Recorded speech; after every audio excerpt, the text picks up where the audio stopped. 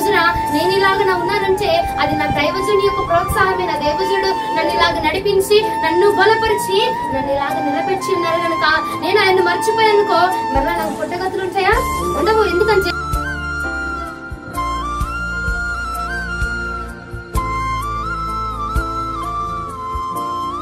ఆయన ముందరకి మనం ఎలా వెళ్ళాలంటే ఏమీ లేని వారుగానే వెళ్ళాలా. ఆయన అన్ని కలిగి ఉన్న సర్వాంతర్యామి గనక ఆయన ముందరికి వెళ్ళి ఇప్పుడు తల్లిదండ్రుల దగ్గరికి వెళ్ళి లేదంటే నేర్చుకున్న టీచర్ దగ్గరికి వెళ్ళి నువ్వు కూడా ఒక టీచర్ అయిపోయావని నీకు నేర్పించిన టీచర్ దగ్గరికి నువ్వు పోజులు ఇస్తా ఉన్నావు అనుకో ఎట్టుండిద్దా టీచర్ కి? ఉండిద్దా ఉండదా? వెకిలిగా ఉండిద్ది, కోపంగా ఉండిద్ది, ఏదో ఒకటి అనిపించదా? మనము నేర్చుకున్న వ్యక్తిని మనల్ని నడిపించిన వ్యక్తిని మనం ఎన్నడూ కూడా మరచిపోకూడదు.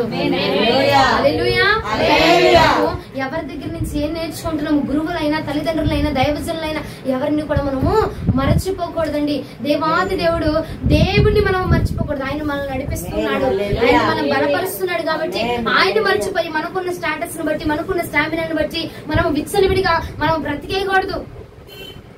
మనము ఆత్మీయతలో మనల్ని నడిపిస్తున్నారు దైవజనులు, మనల్ని ఎలా నడిపిస్తున్నారు ఆ దైవజనులు చూసి మనం నేర్చుకుంటున్నాము కనుక మనము ఎదిగే కొద్ది ఎలా ఉండాలా? వదిగి ఉండవాలా? వదిగి ఉంచని దేవుడు మనల్ని హెచ్చిస్తారట.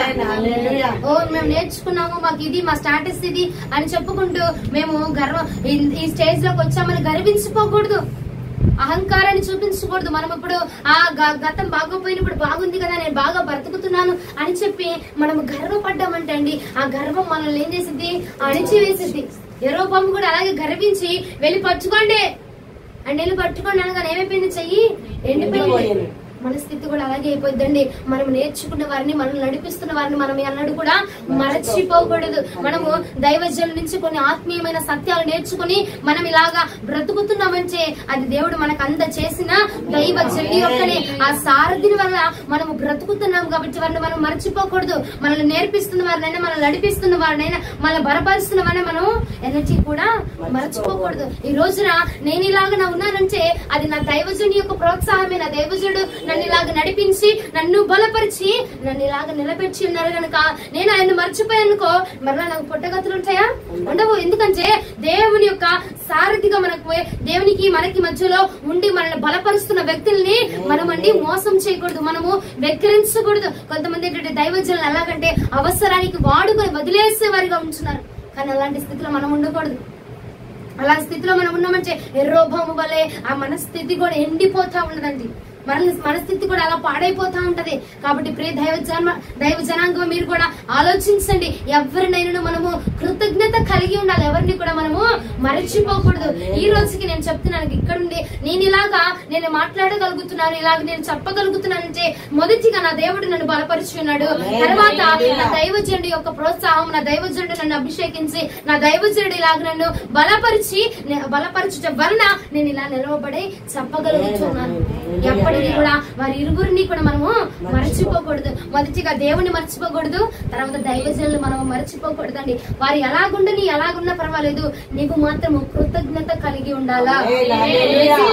నేను కలిగిన దేవుడు నాకు ఇచ్చిన దైవజనులను బట్టి నేను ఎంతగానో సంతోషిస్తున్నా. ఆ వారిని బట్టి నేను ఇలాగా నడవగలుగుతున్నాను అని చెప్పి నేను ఎంతో సంతోషిస్తా ఉంటా. ఎందుకంటే నా దేవుడు నాకు ఎలాగ నడిపింది, ఎలా నడవాలి, ఎలా తినాలి, ఎలా ఉండాలి, ప్రతిదీ కూడా నా దైవజనుడి ద్వారా కొన్ని నేర్పిస్తే ఆయన నాకు కొన్ని నేర్పించి ఉన్నారు. దైవజనుల ద్వారా నేను కొన్ని నేర్చుకొని ఉన్నాను. ఆయన వాక్యము ద్వారా గాని, అభిషేకంలోనే గాని, ప్రార్థనలో గాని నేను చాలా నేర్చుకుని నిలవబడగలిగి ఉన్నానంటే అది నా దేవుని కృప. ఈ రోజున మనం ఎన్నటికీ కూడా అది మర్చిపోయే వారిగా ఉండకూడదండి. మేలు అవుతున్న కొద్దీ, మనం ఎదుగుతున్న కొద్దీ కూడా ఎలా ఉండాలా? వదిగిన వారిగా ఉండాలా. ఎక్కడ గర్వించుకోకూడదు, ఎక్కడ హెచ్చించుకోకూడదు, ఎక్కడ గొప్పలు చెప్పుకోకూడదండి. నన్నైతే కొంతమంది అంటారు గొప్పలు చెప్పుకుంటుంది. అసలు నేను చెప్తే నా పేరు, నేను వాక్యం చెప్పి వచ్చానా, ప్రార్థన చేశానా, వాక్యం చెప్పానా, వెళ్ళిపోయానా అంతే. ఎక్కడైనా ఉలిచులైనా ఎక్కడైనా నేను అదే చేస్తా. ఎక్కడికి వెళ్ళినా వేరే వేరే ప్రదేశాల్లోకి వెళ్ళి వాక్యం చెప్పిన నేను అదే చేస్తా. దాన్ని చూస్తే గొప్పలు చెప్పుకుంటుంది అంటున్నారు. నన్నైతే తెలుసా మీకు, నేను అక్కడ కనీసం నా పేరు కూడా నేను మెన్షన్ చేయను. నేను పలానా బ్యాక్గ్రౌండ్ నుంచి వచ్చాను, నాకు పలానా వెనక నా స్టామినా ఎంత ఉంది, నా బలం ఎంత ఉంది, నా బలం ఎంత ఉంది, నేను ఇది అని ఎప్పుడైనా గొప్పలు చెప్పుకున్నానా? గొప్పలు నేను ఎప్పుడు చెప్పుకోలేదండి. ఎందుకంటే మనము మన దైవజనుల్ని గణపరచాలా, మన దేవుడిని మనం గణపరచాలా. వారిని ఎప్పుడు కూడా మనము విడిచిపెట్టకూడదండి. అది విడిచిపెట్టామంటే ఈ రోజున యెరొబోముకు పట్టిన స్థితి మనకు కూడా పడుతుంది. ఏంటంటే ఈ సమయం ముందు నేను ఎందుకు చెప్పానంటే, ఇన్ని రోజులుగా, ఇన్ని నెలలు, ఇన్ని సంవత్సరాలు నేను ఎప్పుడు చెప్పలా ఈ మాట. ఎప్పుడైనా చెప్పాను? ఎప్పుడు చెప్పలేదండి. సమయం వచ్చింది, సమయానుకూలమైన మార్చలు మన శరీరానికి కూడా ఆరోగ్యవంతంగా ఉంటాయి. ఈ రోజున దేవుడు మనకి కృప ఇచ్చాడు, అవకాశం ఇచ్చాడు కనుక దేవునికి మాత్రమే మహిమ కలుగును గాక. హల్లెలూయా.